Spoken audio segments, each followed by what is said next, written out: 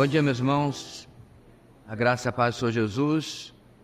Deixa eu já iniciar dando uma explicação. Hoje nós temos um concurso grande em nossa cidade e vários irmãos da nossa igreja estão fazendo também. Eis a razão da gente estar bastante desfalcado hoje, né? Então, eu como não estou fazendo concurso, estou aqui. É a lógica, né? Então vamos orar, depois eles e outros irmãos queridos Brasil afora que têm acompanhado podem assistir. Oremos. Deus querido, muito obrigado mais uma vez por podermos estudar a Tua Palavra, continuarmos aprendendo sobre a doutrina das últimas coisas em nossa matéria de doutrinas básicas. Continua conosco nossa caminhada agora no livro de Apocalipse. Em nome de Jesus, amém. Muito bem, meus irmãos. Seguindo aí os nossos slides, temos sempre essa introdução dizendo que escatologia é o estudo sobre os eventos e personagens dos últimos dias da humanidade, antes da eternidade, o fim do mundo, a tribulação, o milênio, o julgamento dos homens, a volta de Cristo. Scatos, últimas coisas, e logos, assunto, estudo, palavra, escatologia sendo formada. Dentre as doutrinas bíblicas, a escatologia é aquela que se ocupa em sistematizar o ensino bíblico acerca dos eventos do porvir. Trata-se do final da história da criação de Deus, da igreja e da humanidade, esboçada na revelação divina, ou seja, nas Escrituras e somente nas Escrituras. Nós temos visto esses diagramas, esses esquemas, para entender a escatologia, o cronograma escatológico, melhor dizendo, mas hoje nós vamos ver só um para adiantar, ok? Então está aí, Calvário, a morte e ressurreição de Cristo, né, claro. E aí, irmãos, nós estamos aqui, era da igreja, onde tem aí essa igrejinha. Claro que igreja aqui somos nós, mas a figura é só para ilustrar, certo? E aí, qual é o próximo evento escatológico que esperamos? O arrebatamento da igreja. Aí está aí o povo, tem nada de secreto, sem invenção dos dos que discordam desse nosso cronograma escatológico. Não existe arrebatamento secreto no ensino dispensacionalista. Muito pelo contrário, nós estamos mostrando aqui que é na cara das pessoas, né? As pessoas vão subir, assim como aconteceu com Elias, com o Senhor Jesus, assim por diante. Bem, acontecido o arrebatamento da igreja, começa a tribulação de 7 anos, onde está esse camarada aqui de terno pedindo misericórdia aos céus. E aí o Senhor Jesus vem, segundo a vida de Cristo, instaura o reino messiânico ou milênio na terra. A presença aqui de um candelabro judaico, conhecido como menorá, está querendo dizer sobre o cumprimento das promessas feitas a Israel, que se cumprirão no milênio. A gente tem visto bastante na exposição de Isaías.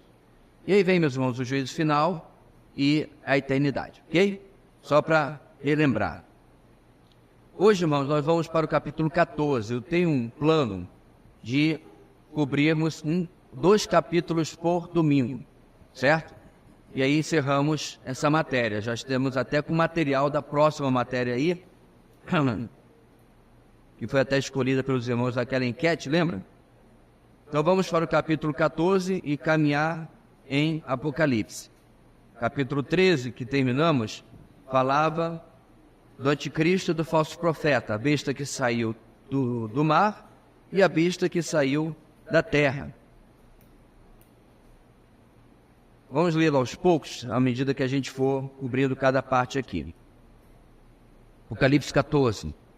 Então olhei e diante de mim estava o Cordeiro em pé sobre o monte Sião, e com ele 144.000 que traziam escritos na testa o nome dele e o nome de seu pai. Ouvi um som dos céus como de muitas águas e de um forte trovão. Era como o de arpistas tocando seus instrumentos.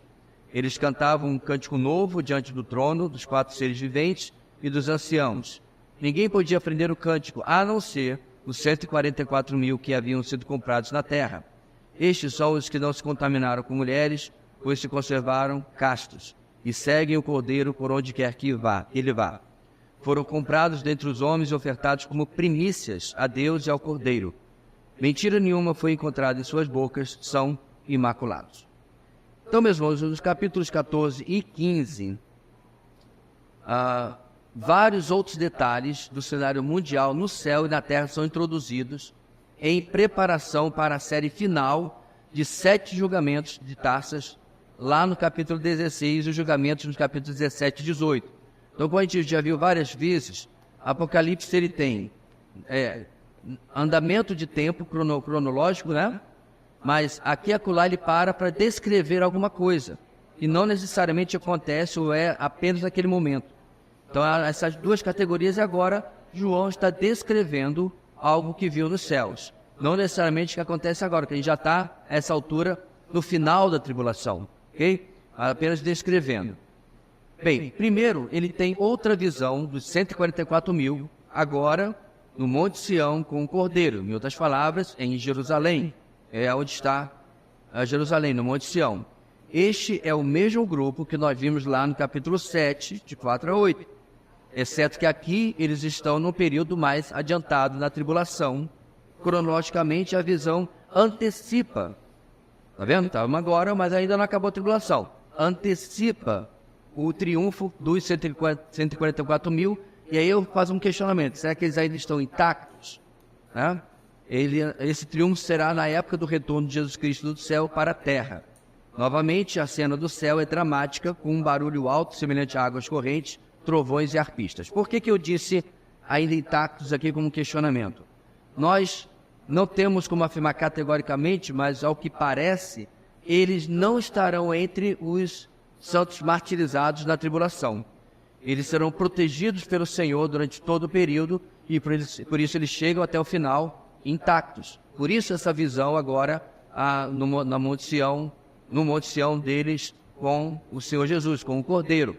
Por que eles vão ser protegidos? Porque eles têm uma missão especial, né, a realizar, que a gente vai falar daqui a pouquinho, durante esse período. E também como um testemunho do poder de Deus para as pessoas. Quando tantos estão morrendo, eles continuam sempre por aí, fazendo aquilo que Deus os indicou a fazer. Ok? Um grupo celestial desconhecido canta um cântico novo diante do trono e diante dos 4 seres viventes dos anciãos. Eles podem ser a multidão em vestes brancas, também mencionadas lá no capítulo 7, 9 a 17. Aos 144 mil é dada a capacidade de aprender este cântico celestial e mais ninguém.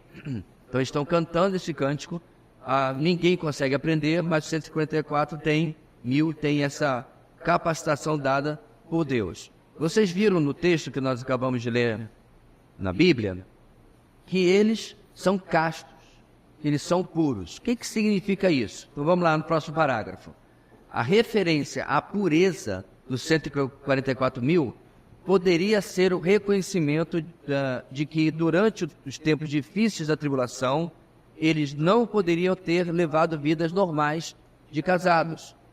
Ou pode se referir à pureza espiritual, frequentemente simbolizada pela virgindade. Você tem um monte de texto que confirma isso. E se você lembrar bem, 2 Coríntios capítulo 11, o conceito de virgindade é estendido a toda a igreja, incluindo ambos os sexos, não fisicamente, né, mas de pureza espiritual. Então, meus irmãos, quais são algumas possibilidades que nós temos aí em relação a isso? Tem isso, eles nunca vão casar. Isso bate bem com o que Paulo fala na época da perseguição do primeiro século. É bom que o homem não toque mulher. Qual é a intenção de Paulo? Ele é contra o casamento? De jeito nenhum. Ele está dizendo, o cenário é tão difícil, está todo mundo na incerteza se vai estar vivo amanhã. Se é difícil você cuidar de si próprio, quanto mais carregando, né, um monte de bacuri junto. Um monte de filho, como é que você faz? Facilmente família seria um alvo fácil daqueles que estavam perseguindo a igreja. Até mesmo para entregar parentes. Olha, se não entregar, quem é da sua igreja vão matar seus filhos. É nesse cenário que Paulo fala isso.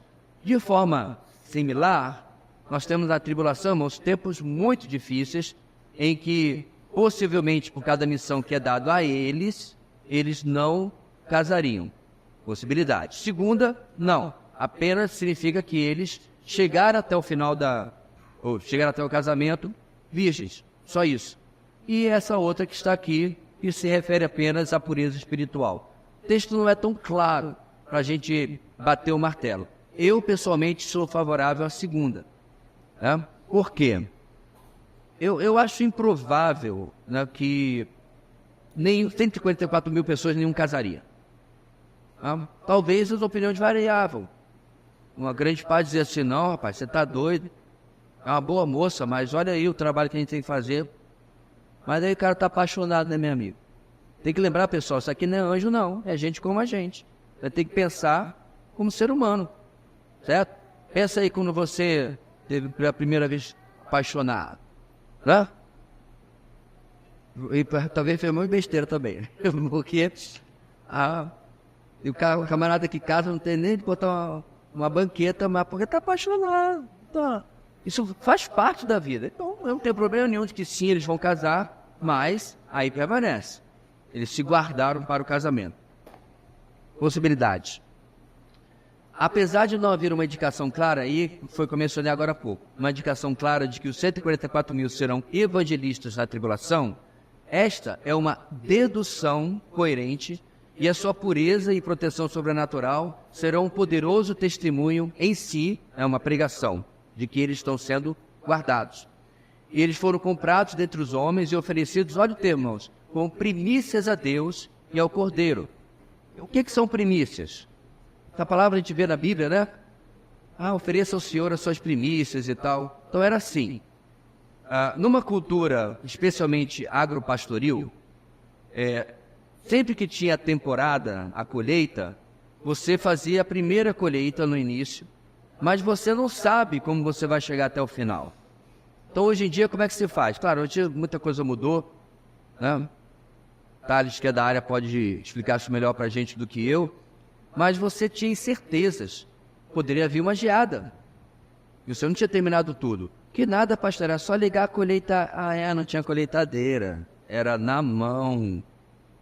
Você já viu como é que é colher algodão? Na mão. Tem espinho. O algodão tem uma coroa assim, onde ele fica. Quando você vai tirar, claro que hoje não tem mais, né? É só no maquinário. Mas quem colhia algodão, inclusive na época da escravidão, a mão toda esfolada. Então você não faz aquilo em um dia, uma semana.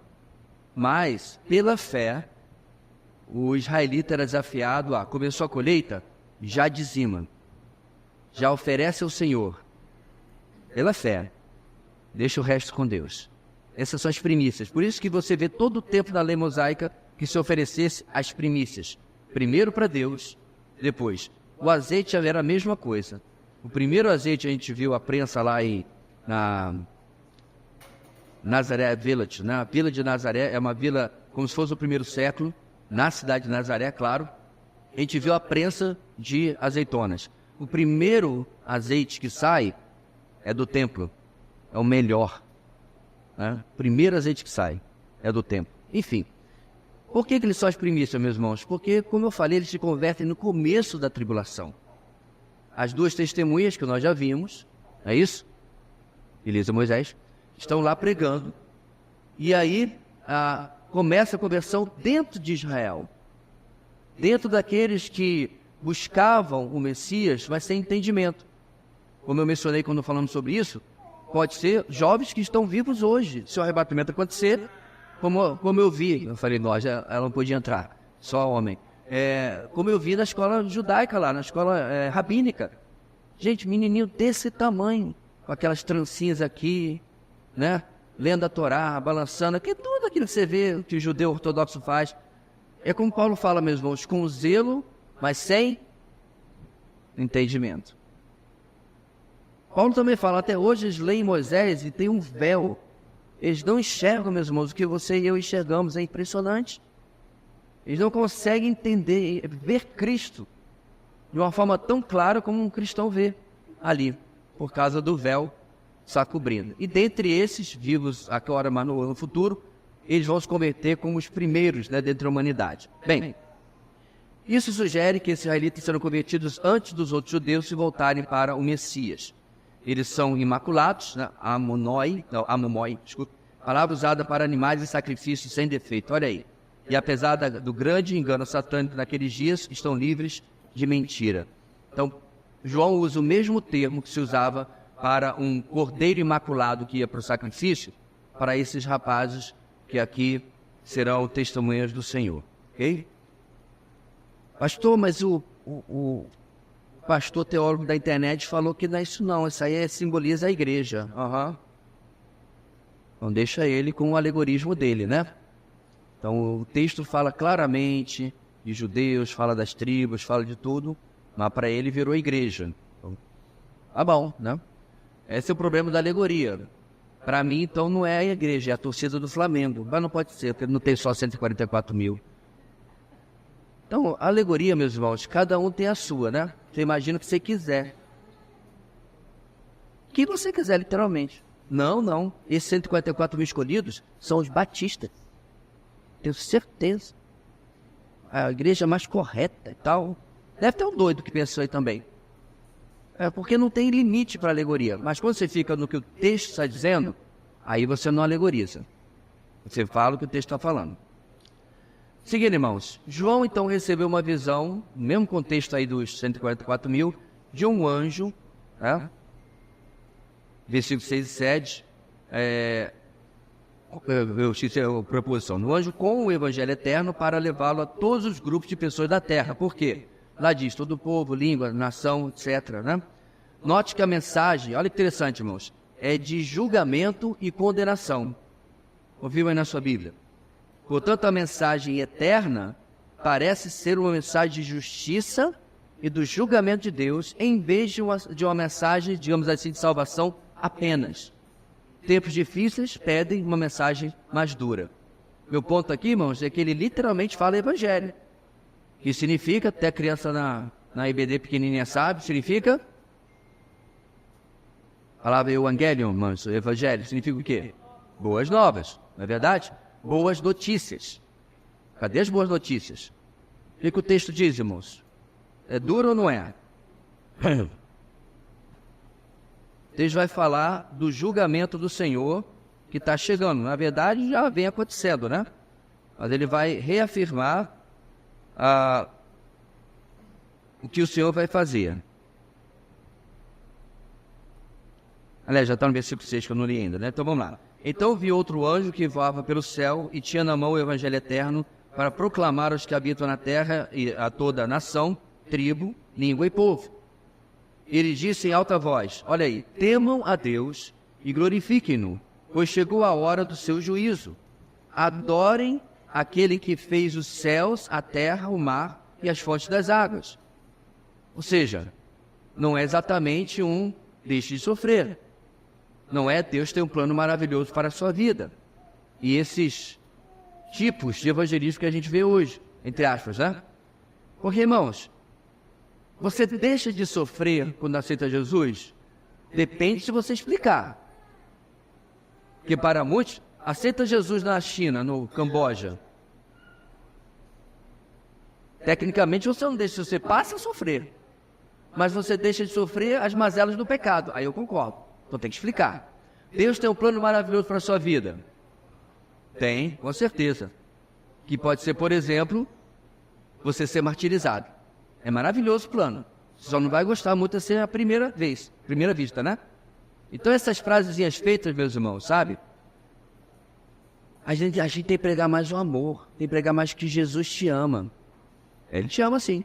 Mas se você não aceitar, você vai pensar da mesma maneira. Porque o problema, irmãos, é o evangelho capenga, que só fala de uma parte. As boas novas são todo, mas surpreendentemente, nessa época, aonde vai estar caindo coisa do céu, vai estar morrendo peixe para tudo quanto é lado. Peixe mamífero, são criaturas do mar, não só peixe. Vai estar essa é a fauna. A flora vai estar sendo destruída. O povo está vendo isso. Aí o que o anjo fala?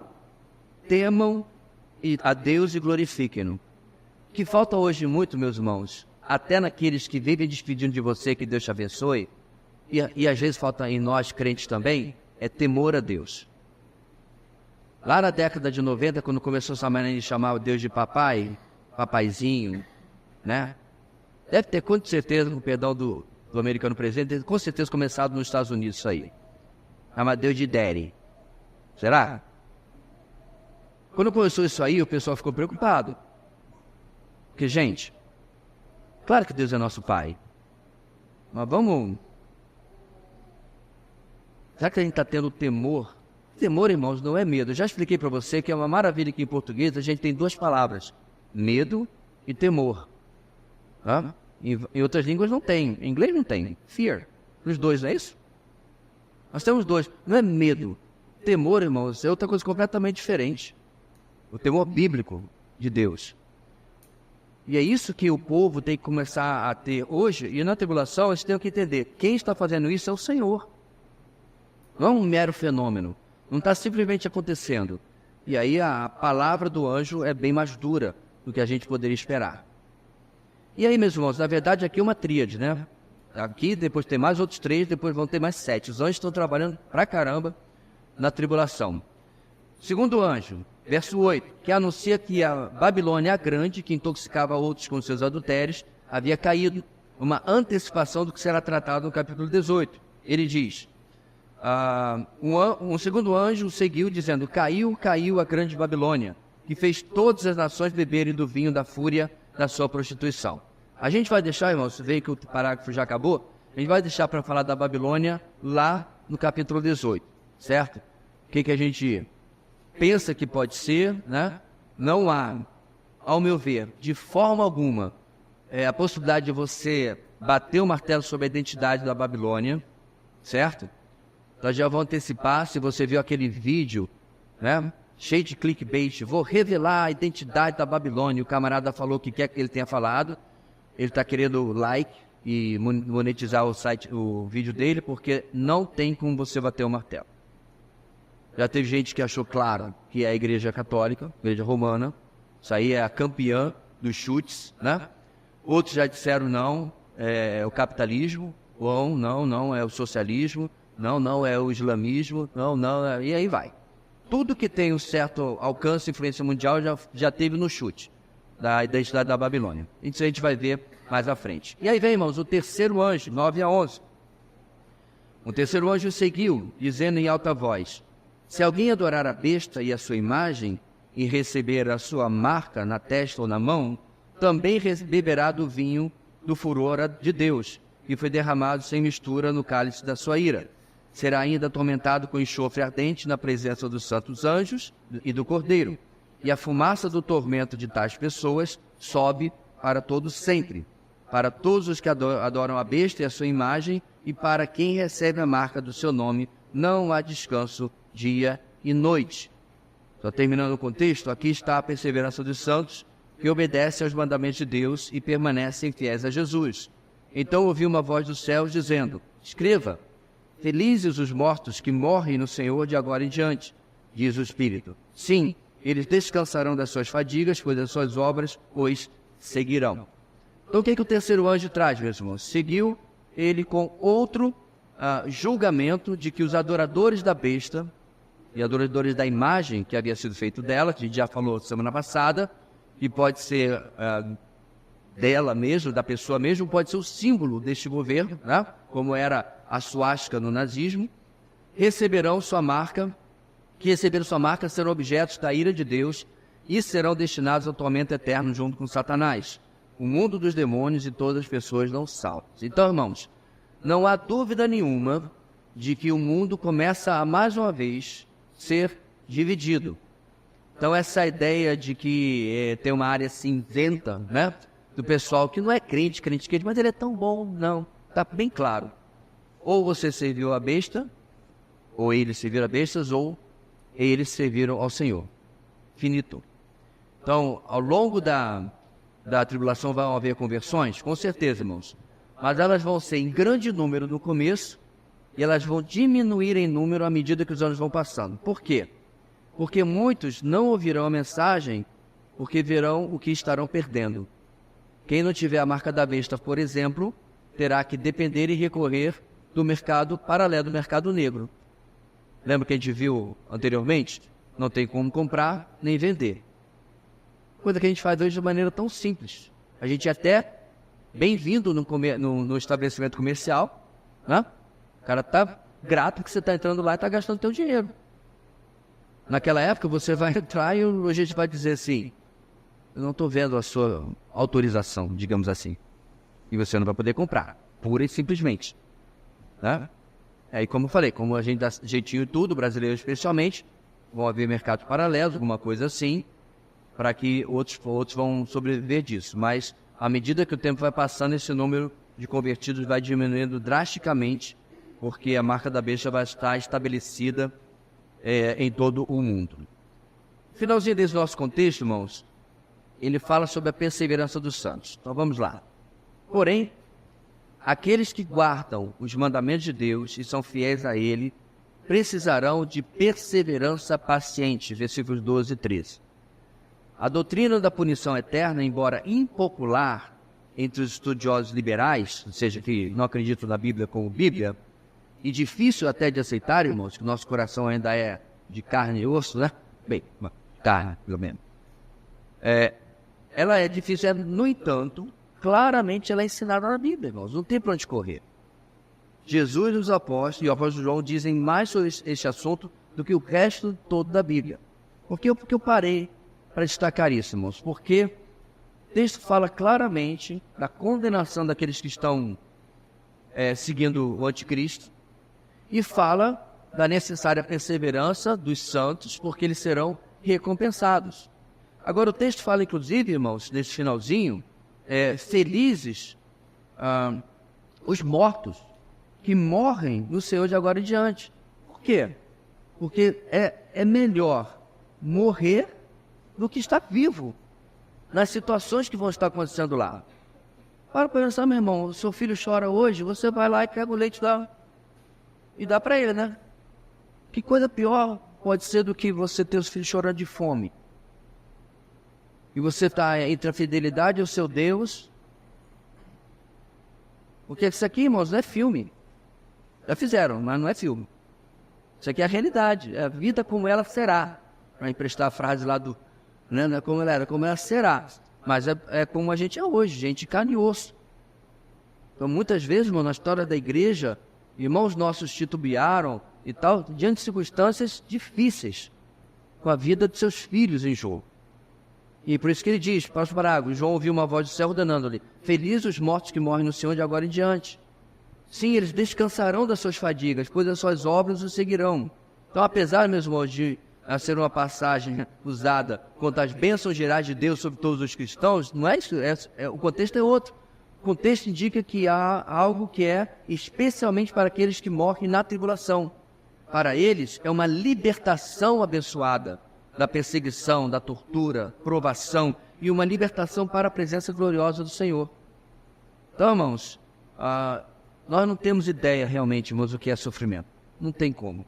Ontem eu conversava com uma senhora, era minha esposa, gostei muito dela, bem 60 e tantos anos, quase 70, e ela trabalha com refugiados, especialmente cristãos, e já viajou muito. Eritreia é um país que... provavelmente alguém sabe onde fica Eritreia?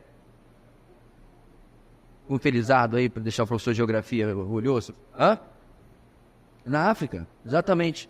O nome lembra um nome europeu, né? Eritreia, porque realmente é uma palavra latina, que foi colonizada pela Itália, se eu não me engano, fica no chifre da África, aqui ó, nesse pedacinho aqui ó, perto do Mar Vermelho.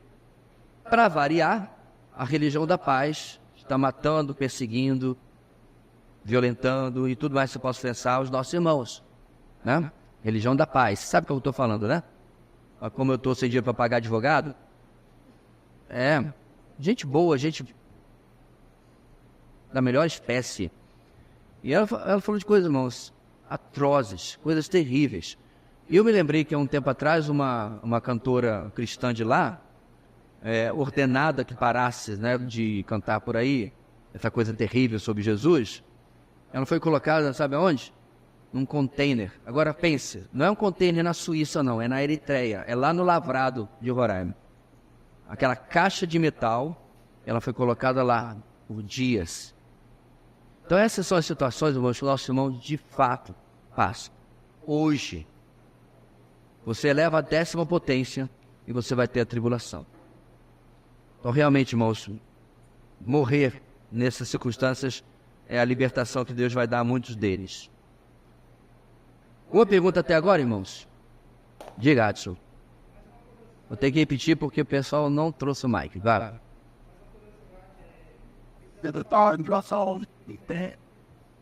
Jason fala assim, até quando começa aqui da seu ele fala assim, será que para o da América isso vai fazer isso tudo?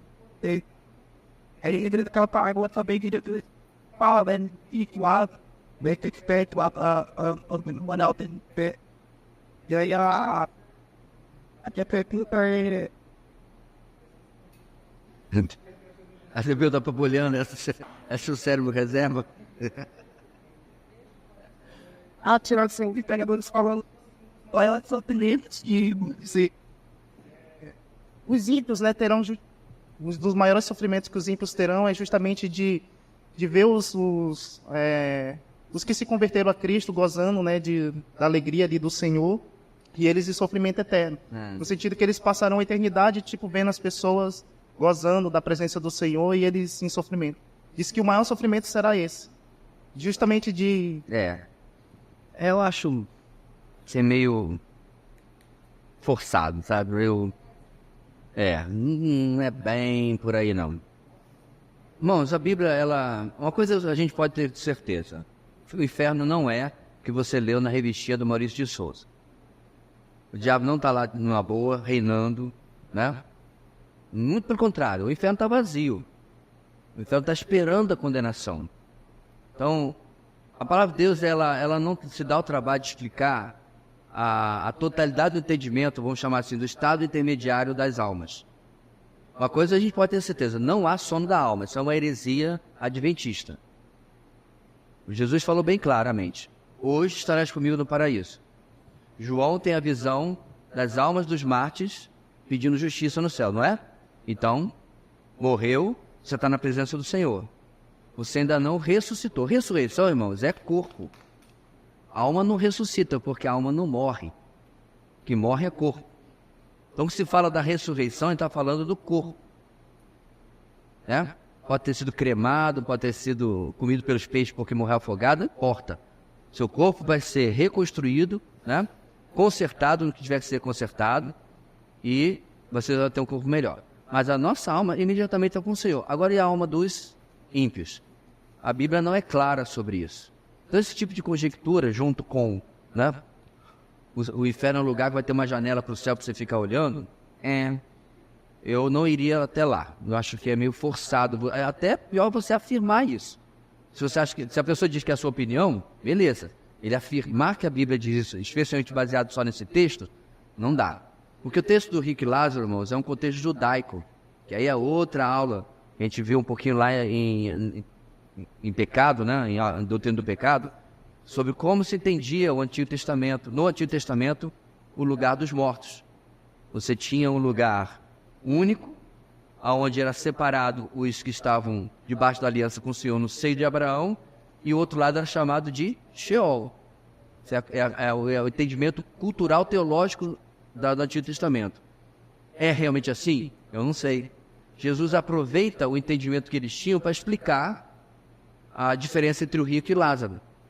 Porque como eles viveram a vida servindo ou não a Deus, assim estão colhendo na morte. Mas é um pouco forçado, eu não iria por aí não. Eu acho que é interessante também assim que os ímpios também eles ressuscitarão, receberão um corpo com sofrimento, não é isso também? Está perguntando se os ímpios também vão ressuscitar? Eles vão ressuscitar, mas receberão um corpo. Sim. Que vai, tipo, nós, lógico, o corpo glorificado, mas os ímpios receberão um corpo justamente para, sim, como falam, não vai... Primeira e segunda ressurreição. Lembra que nós já falamos sobre isso em outras aulas? Primeira e segunda ressurreição não está se referindo à ordem, mas a tipo. Primeira ressurreição é a ressurreição dos justos.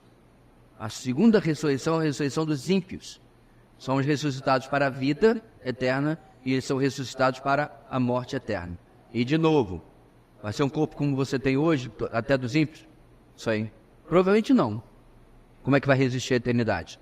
E de novo, irmãos, como a gente falou lá em cima no parágrafo, é uma doutrina difícil, que aperta o nosso coração. Nós temos gente querida que não conhece o Senhor.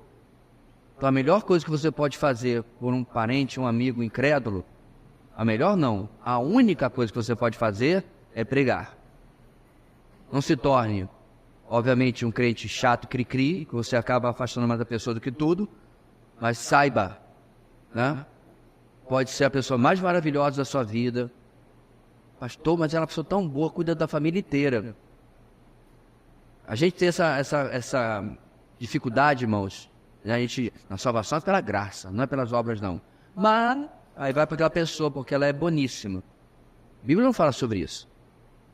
Ele fala claramente, não há nenhum outro nome dado entre os homens pelos quais devamos ser salvos. E é o nome de Jesus. Uma salvação sem Cristo. Ponto. Pouco importa se você está numa aldeia, se você é o beduíno nas areias de Saara, ou se você é um economista em Wall Street.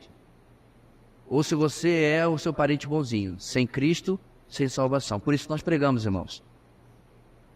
É duro, é difícil, eu sei. Mas isso tudo está debaixo da soberania do Senhor. E o nosso papel é pregar a todas as pessoas. Bem, vamos dar uma paradinha no nosso intervalo? Depois a gente volta, termina o capítulo 14 e, esperando de Deus, o capítulo 15. Vamos lá. Muito bem, meus irmãos. Vamos continuar aqui no capítulo 14. Eu vou ler agora versículos 14 até o final, a última parte do capítulo. Olhei e diante de mim estava uma nuvem branca e assentado sobre a nuvem, alguém semelhante a um filho do homem. Ele estava com uma coroa de ouro na cabeça e uma foice afiada na mão. Então saiu do santuário um outro anjo que bradou em alta voz àquele que estava sentado sobre a nuvem: toma sua foice e faça a colheita, pois a safra da terra está madura. Chegou a hora de colhê-la. Assim, aquele que estava sentado sobre a nuvem passou sua foice pela terra, e a terra foi ceifada. Outro anjo saiu do santuário dos céus, trazendo também uma foice afiada. E ainda outro anjo, que tem autoridade sobre o fogo, saiu do altar e bradou em alta voz àquele que tinha a foice afiada: toma sua foice afiada e ajunte os cachos de uva da videira da terra, porque as suas uvas estão maduras. O anjo passou a foice pela terra, ajuntou as uvas e as lançou no grande lagar da ira de Deus. Elas foram pisadas no lagar, fora da cidade, e correu o sangue do lagar, chegando ao nível dos freios dos cavalos, uma distância de cerca de 300 quilômetros. Desde o nosso capítulo 14, irmão, João, em sua visão, viu assentado em uma nuvem alguém, diz o texto, semelhante ao filho do homem, no verso 14. Ele tem uma coroa de ouro, e segurando uma foice afiada. Não se trata de mais um anjo, mas aqui é o próprio Cristo. Mateus usa esse título, filho do homem, irmãos, mais de 25 vezes. A foice em sua mão sugere juízo, e aí 3 outros anjos vão seguir, 15 a 20, executando esse juízo.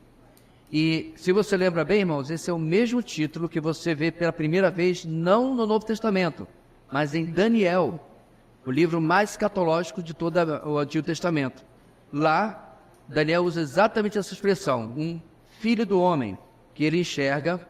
E aí, quando chega no Novo Testamento, Jesus usa para si o mesmo título. Lembra, inclusive, não em Mateus, João e Marcos, porque o próprio filho do homem não veio para ser servido, mas para servir e dar a sua vida em resgate de muitos. Então, é claro que Jesus se referia a si mesmo com esse título. Você deve estar pensando, pastor, mas ele não era filho de Deus? Então, por que ele usava esse termo? Primeiro, para poder fazer a ligação com o Antigo Testamento e sua identidade messiânica. Segundo, irmãos, porque a gente não pode esquecer que Jesus é 100% Deus, mas ele também é 100% homem. Perceba que eu usei o tempo presente. Jesus é. Hoje existe um homem na glória. Hoje. Ele é a confirmação de que eu e você, com corpos melhores que esse, é claro, iremos um dia pisar na glória também. Ok?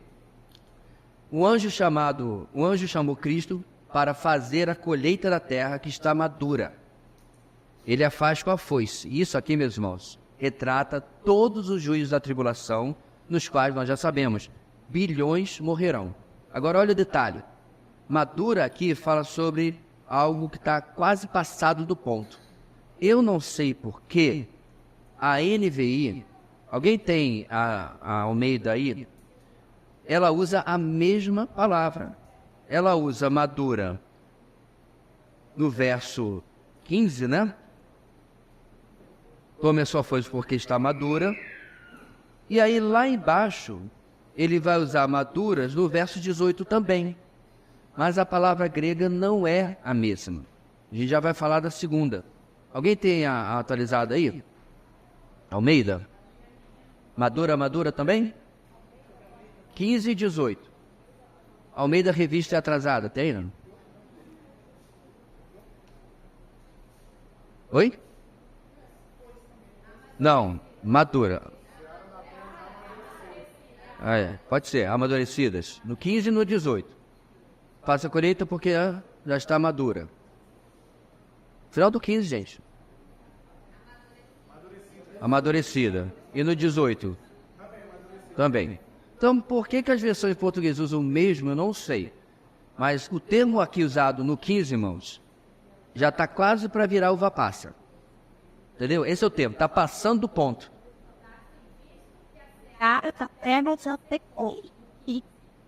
Ah, e que versão é essa? Visto que a seara da terra já secou.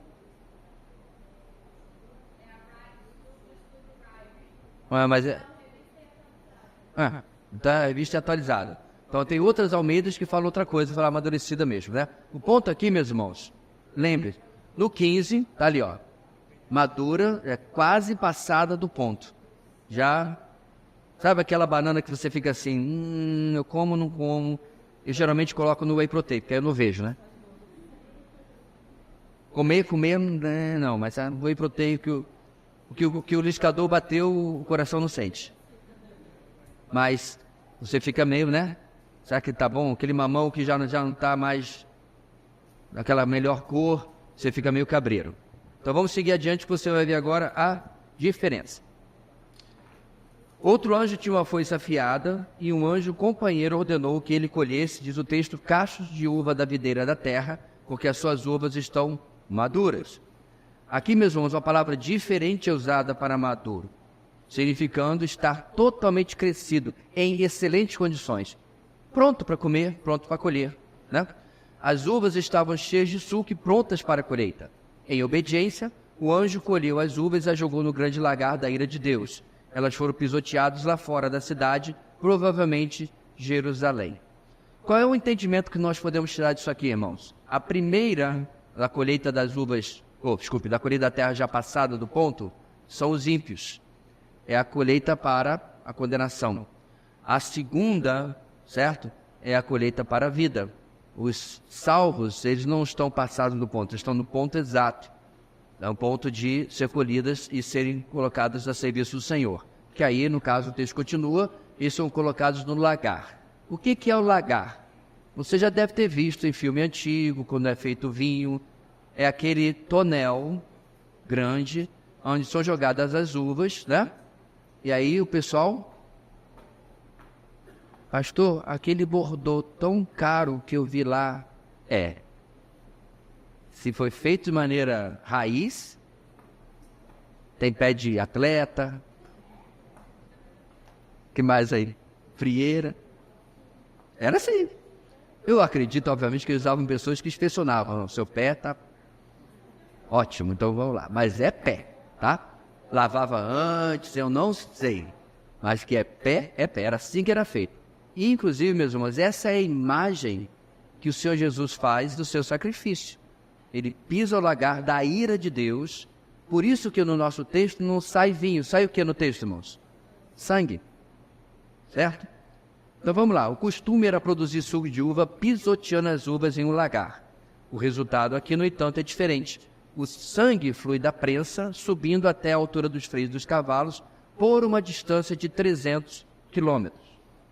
Agora, aí, muitos têm tomado essa descrição de forma literal, mas seria mais de 150 mil metros cúbicos de sangue. Eu fiz o cálculo. Bem, eu fiz o cálculo com duas medidas, né? Tem os freios dos cavalos, Luz, me ajude aí, 1,80 m mais ou menos, correto? Depende do cavalo, claro, né? Mas vamos colocar aqui que a Luz é a nossa amazona residente, né? Então, 1,80 m, depende do cavalo relativamente alto, no árabe, uma coisa assim, 300 km. Eu não tinha outra medida. Se você lembra bem, metro cúbico você precisa ter 3 medidas, correto?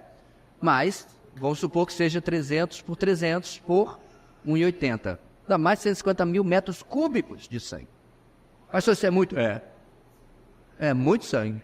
Então, isso é algo improvável, até se não impossível.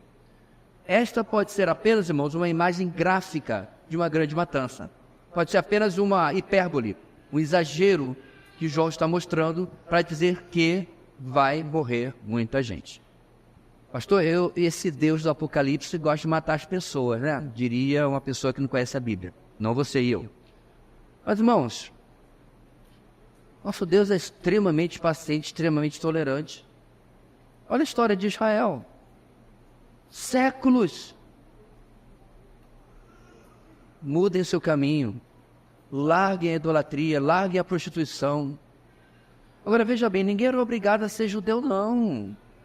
Não quer? Vai morar no Egito. Pega o beco, segue tua vida. O problema é que o povo é como hoje. Quer estar um pé na igreja, outro no mundo. Queria estar com um pé em Israel e outro na Filistia. Um pé em Israel e outro em Amon.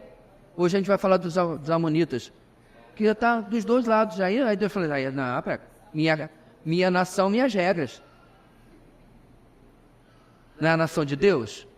Eles queriam fazer do seu jeito. E Deus avisou durante séculos. Pega só a vida de Jeremias. 5 a 6 ou 7 décadas. Ele avisando. E o povo não ouviu. Lá vem os babilônios. Passei por essa passagem um tempo atrás, um pouco atrasada a minha leitura. E eu fico vendo, irmãos, de novo, a descrição do rei Ezequias vendo seus filhos mortos diante de si, seus olhos furados, porque não ouviu, foi covarde. Não ouviu o profeta, né? A quem ele consultou pessoalmente, escondido, e ainda ameaçou, se você contar para qualquer um que eu venho aqui contigo, eu vou te matar. Vamos ver quem ia morrer primeiro, né? Ponto aqui, meus irmãos, é que quando chega na tribulação, a terra, se a gente levar a contagem que o cristão mais ortodoxamente bíblico diz, a terra terá pelo menos 6 a 7 mil anos de prazo para se voltar para o Senhor. E é o contrário que a gente vê hoje. Você vive na mesma sociedade que eu, cada vez mais se afastando do Senhor. Cada vez mais dando as costas para Deus. Quanto mais velha é a sociedade, mais para longe de Deus ela está indo. Vide a Europa, né? Agora, a América do Norte cada vez mais e a América do Sul está indo por ralo junto. Quanto mais antiga, mais longe Deus está indo. E aí Deus é que é irado, Deus que é impaciente? Não, muito pelo contrário. Deus vai fazer isso, irmãos, porque chegou a hora de acertar as contas com a humanidade e instaurar o seu reino, ok? Para terminar, irmãos, o comentarista William Kelly considera o capítulo 14 como um esboço dos principais eventos do fim da era. Olha lá. Primeiro, o aparecimento do remanescente piedoso de Israel. Ok. 2, um testemunho aos gentios. Certinho. 3, a queda da Babilônia, seja qual seja a sua identidade. 4, a condenação dos adoradores da besta. Confere. 5, a bem-aventurança dos santos que são martirizados. Já vimos. 6, a colheita de ímpios e de justos. Também. E 7, a ira de Deus sobre o mundo. Está no livro do book dele, é ótimo. No livro dele, Lectures on the Book of Revelation, página 330, se você quiser comprar e conferir. Então é um ótimo resumo, capítulo 14. Está tudo aí. Tudo que Deus vai fazer em pequenas linhas, certo? Lembrando, não em cronologia, mas informando, né? Parando a contagem para informar o que Deus vai estar fazendo. Alguma pergunta, irmãos, antes de seguirmos para o 15? Nope. Então vamos lá. Capítulo 15. Vi no céu outro sinal grande e maravilhoso. 7 anjos com as 7 últimas pragas, pois com elas se completa a ira de Deus. Vi algo semelhante a um mar de vidro misturado com fogo, e em pé, junto ao mar, os que tinham vencido a besta, a sua imagem e o número do seu nome. Eles seguravam harpas que lhes haviam sido dadas por Deus, e cantavam o cântico de Moisés, servo de Deus, e o cântico do Cordeiro. Grandes e maravilhosas são as tuas obras, Senhor Deus Todo-Poderoso. Justos e verdadeiros são os teus caminhos, ó Rei das Nações. Quem não te temerá, ó Senhor? Quem não glorificará o teu nome? Pois tu somente és santo. Todas as nações virão à tua presença e te adorarão, pois os teus atos de justiça se tornaram manifestos. Quem leu cantando aí? Depois disso, olhei e vi que se abriu nos céus o santuário, o tabernáculo da aliança. Saíram do santuário 7 anjos com as 7 pragas. Eles estavam vestidos de linho puro e resplandecente, e tinham cinturões de ouro ao redor do peito. E um dos 4 seres viventes deu aos 7 anjos 7 taças de ouro, cheias da ira de Deus, que vive para todo sempre.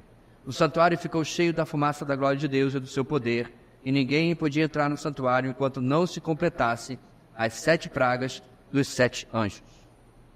Grandes são. É muito bom, irmãos, quando o cântico é a escritura.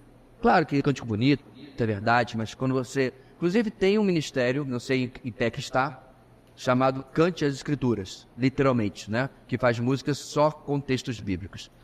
Bem, com o pano de fundo que vimos no capítulo 14, todas aquelas informações, João registra mais detalhes do julgamento de Deus. Outro grande e maravilhoso sinal. Lembra que a gente falou que João vai ver vários sinais do céu? 7 anjos. Lembra? Teve 3, depois mais 3, agora 7. Cada um tendo uma praga que juntas foram descritas como as 7 últimas pragas. Este é o passo final no derramamento da ira de Deus na terra, anunciada por 7 anjos. Um conjunto diferente, claro, dos anjos anteriores. Ok? Agora são as 7 taças. A gente já viu selos, trombetas, então agora são os juízos finais de Deus sobre a terra. João também viu que parecia um mar de vidro misturado com fogo. Este é provavelmente o mesmo mar que a gente viu lá no capítulo 4. Ao lado deste mar, João viu os mortos martirizados, agora são salvos, né, são santos, o mesmo grupo descrito lá no capítulo 7. São mártires e cantavam com harpas. Daí que vem, meus irmãos, a figura folclórica de que você vai ficar pela eternidade vestido de branco tocando harpa, né? Então, é algo específico, certo? Até porque eu não toco harpa, eu toco violão, teclado, um pouquinho de baixo, né? Mas harpa eu não toco. Então, isso aqui é específico disso aqui. Então, você não vai ficar na eternidade nesse céu extremamente chato, só tocando harpa e vestindo branco. Já falei, eu não gosto de vestir branco, porque suja muito, né? Não no céu, é claro, mas eu não gosto de vestir branco. Então, é uma figura, uma distorção. O pessoal pega uma coisa e cria uma cultura. É que nem a gente passou ali no shopping, no presépio. Quantos magos você acha que tem lá? Claro, 3. Não tinha Jesus? Eu não reparei. Não tinha menino Jesus? Deve ser para os pais chegarem lá e botarem CBD e tirar foto, né? Quem foi trocar? O anjo foi trocar fralda? Ah, tá. José devia estar ajudando, né, irmão? Os homens aí, né? Devia estar ajudando. Mas José está lá, sem fazer nada. Roubaram o filho dele, fez nada. Não tem 3 magos na Bíblia, né? Você pode deduzir porque eram 3 presentes. Ouro, incenso e mirra.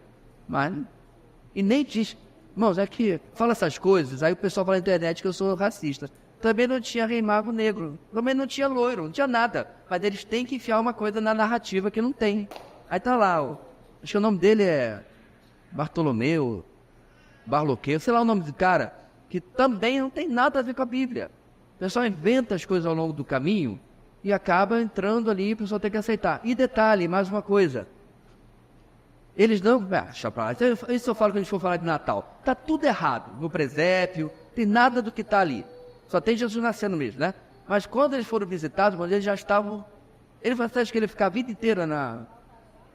Baltazar é o nome do camarada aí. Gaspar e Melchior, está lá em Inventários de Heresias 171. Não tem nada a ver. E já virou santo, diga-se de passagem. Todos, né? Já santificaram aí, canonizaram todos. Eles foram visitados, irmãos, José, Maria e Jesus, depois que tinham nascido. Não ali na estrebaria. Ele só nasceu ali. Vai ficar ali pro resto da vida, né? Não, depois encontraram lugar para a hospedaria e foram para lá, uma casa, e lá que ele encontraram. Isso está na Bíblia, isso eles não copiam. Muito bem. Bem, os santos vitoriosos cantaram com harpas o cântico de Moisés e do Cordeiro. Está aí no verso 13 e 4. Alguns comentaristas apontam elementos da canção de Moisés em Êxodo capítulo 15, que está presente agora em Apocalipse capítulo 15. Okay? Outros sugerem também semelhanças com Deuteronômio capítulo 32. Então, se você quiser um exercício bíblico, pega os 3 textos, coloca lado a lado no seu computador, aí você pode examinar, você vai ver aí as similaridades.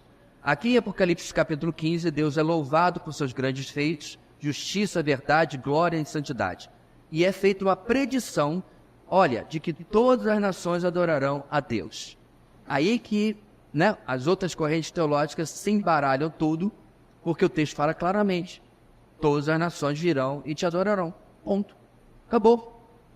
Ah, você entendeu errado. Isso significa que vai ter salvo de todas as nações que vão adorar a Deus. Porque eles não dão o braço a torcer de deixar o texto falar pelo que o texto está falando. A volta de Cristo, irmãos, não é ainda o fim do mundo. Ele instaura o seu reino e as nações continuam. Talvez não todas e na mesma distribuição historicamente conhecida, talvez fronteiras podem ser mudadas, claro, governos vão ser mudados, com certeza. Deus não vai permitir, até porque não entra nenhum ímpio no milênio, né, que vai haver presidente ímpio, ex-presidiário, tipo da coisa, né? Nada. Vai ter, todos são justos, pelo menos no começo. Então, as nações vêm para adorar o Senhor, e não é apenas em Apocalipse capítulo 15. Os profetas falam sobre isso abundantemente, certo? Sobre as nações vindo para adorar o Senhor como cumprimento do que Deus sempre planejou fazer através de Israel, atrair as nações para si. Segundo parágrafo, esta descrição de louvor a Deus e predição de adoração universal está de acordo com muitas outras escrituras, se relaciona, é claro, com a segunda vinda de Cristo e a adoração a Deus por todo mundo no reino milenar. E aí está o catatal de versículos que você pode confirmar de que as nações adorarão o Senhor. A terrível hora de iniquidade e blasfêmia contra Deus, que caracterizará o período que levará à segunda vinda, será seguida por uma plena vindicação do julgamento de santidade de Deus no próximo período, em outras palavras, no milênio. Então, meus irmãos, o contraste entre a tribulação e depois o milênio é absurdo. O contraste é enorme. Aqui, meus irmãos, reina a impiedade, a insegurança, a perseguição, a morte. Jesus vem, acaba com isso tudo, certo? E instaura uma época de perfeita justiça, paz, equidade de verdade. E aí você vai ver o que nós temos falado tanto, que esse mundo é o que é, não porque falta recursos, não porque não tem como, mas por causa da mesma palavrinha de 6 letras que a gente já conhece tão bem, pecado. Então por que você tem falta de recursos num país tão rico como o nosso? Porque o dinheiro é desviado. Pecado. Porque os amigos do rei são beneficiados, enquanto que o afegão médio fica lá, correndo atrás. Fica tentando alguma coisa na vida. Essa semana saiu uma notícia de que algo que nós conquistamos, né, investimos, o governo já está pensando por pressão de aumentar e colocar imposto em cima. Me refiro à energia solar. Legal, né? Você gasta o seu dinheiro, aí o governo vai dizer assim, não, eu vou taxar o que você mesmo está produzindo. Sim, imposto do sol. E aí você vai. Quando você tem cada vez mais um sistema de saúde, onde você não consegue o que você precisa. Irmãos, eu poderia ficar aqui o dia inteiro sobre o que está errado na nossa sociedade, e aí você pode pensar assim, não, pastor, mas tem o tal país? Porque tu moras aqui, vai morar lá. Aí você vai ver. O pessoal ficava arrotando sobre a saúde pública no Canadá. Mora lá. Aí você vai ver que não é essa maravilha toda. Porque, meus irmãos, não há sistema humano, nem de direita, nem de esquerda, nem capitalista, nem socialista, nem coisa nenhuma, que consiga fugir do pecado. Não tem. a utopia do comunismo, que era uma utopia, tropeçou exatamente no pecado e na ambição das pessoas. No papel era muito, não era bonito, mas atraente para quem estava numa situação que eles estavam. Quando tiraram, né, o perigoso Czar e a família real lá, e colocaram outros no poder, o que eles fizeram? Se tornaram a nova oligarquia. E assim vai, mas você pode mudar o que for. Bora tirar Dom Pedro II, que agora vai melhorar. Não acabamos de comemorar a República? Maravilha, né? Tá bonzão nos últimos 100 e tantos anos. Uma beleza. Aí tentam nova república, nova república. Uma república inovada. E aí vai. E continua a mesma lambança. Por isso, meus irmãos, que eu sou pela monarquia do Rei dos Reis. Aí a coisa vai... Porque, esqueça, eu não sei exatamente qual vai ser o papel da opinião popular, da democracia no milênio. Uma coisa eu sei. Não adianta o povo escolher fora da vontade do Senhor. Porque a Bíblia diz que Ele regerá as nações com vara de ferro. E eu estou tranquilo com isso. Não tem problema nenhum. A democracia raramente fez alguma coisa boa por mim. Mas Ele fez. Então, mas eu sou um entusiasta do milênio. Porque é a prova definitiva para a humanidade que a Terra tem jeito. Não é isso que por isso que eu gosto de dizer? O Brasil tem jeito. E juntos chegaremos lá. Lá onde? Na minha conta bancária, é claro. Então o Brasil, o mundo, tem jeito. E o jeito é Jesus. E aí Ele vai dar rumo a tudo que a gente precisa de verdade. Muito bem. Tem um grampo aqui que já estava... Clique. Grampo não. Bem, enquanto João continuava a olhar para a visão celestial, ele viu o templo descrito como o tabernáculo da aliança, verso 5. A alusão a um templo no céu parece ser a contraparte celestial do templo terrestre, né, que vai estar em Jerusalém. Quando foi aberto, os 7 anjos com as suas pragas saíram dele. O limpo e brilhante dos anjos indica sua pureza, e as faixas douradas ao redor de seus peitos apontam para a glória de Deus. São apenas ilustrações comuns da Bíblia. Verso 6. João viu um dos 4 seres viventes, a gente já falou sobre eles, lá no capítulo 4, no capítulo 5, e assim vai, né? Ele repete várias vezes. Pastor, qual é a aparência dos 4 seres viventes? Eu não sei. A Bíblia só fala que são 4 seres viventes. Eles adoram ao Senhor de dia e de noite, né? Lá o tempo todo. Com a aparência exata deles, apesar de termos algumas descrições, a Bíblia não é clara. João viu um dos 4 seres viventes dar as 7 taças de ouro cheias da ira de Deus aos 7 anjos. Quando isso foi feito, a fumaça encheu o templo, tornando impossível para qualquer um entrar, até que as 7 pragas fossem derramadas sobre a terra. Tomado como um todo, Apocalipse 15 apresenta uma imagem assustadora do julgamento divino iminente sobre o mundo perverso. Os julgamentos que serão derramados, lá agora no capítulo 16 e diante, justificam totalmente essa introdução assustadora. Então, irmãos, essa cena final aqui, do templo no céu, enchido de fumaça sendo inacessível, é como se Deus dissesse, a conclusão do meu plano, né, e a minha união com os homens está suspensa, paralisada. Por quanto tempo, Senhor? Até eu completar o meu juízo.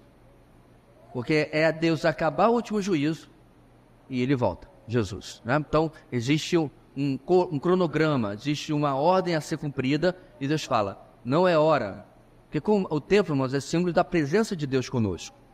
É por isso que a gente é chamado de templo do Espírito Santo, né? A ideia de habitação, de estar junto, de convivência. Então, o templo está interditado pela fumaça, até que os 7 anjos executem os 7 juízos de Deus que a gente vai ver de agora em diante. E aí, na semana que vem, o último slide.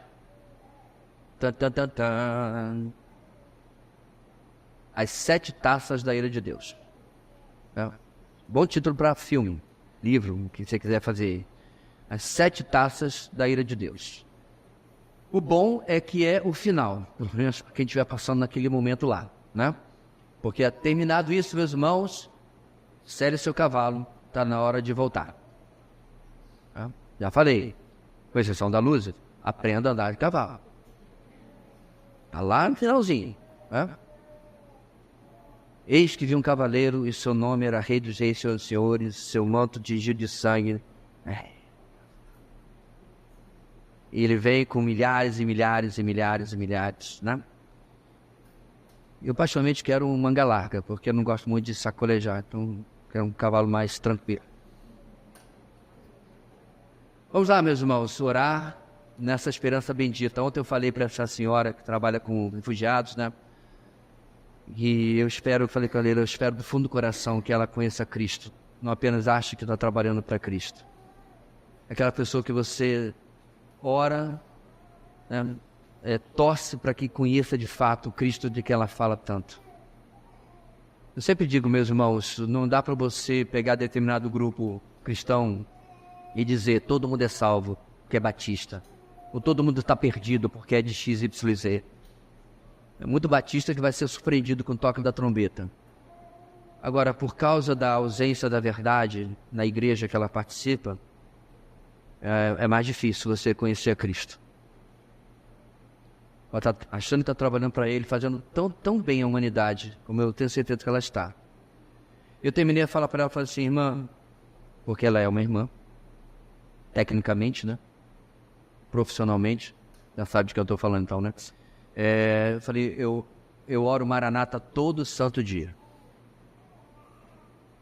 E digo, irmão, se tivesse a maleta do fim do mundo na minha mão com esse botão vermelho, eu já tinha apertado há muito tempo.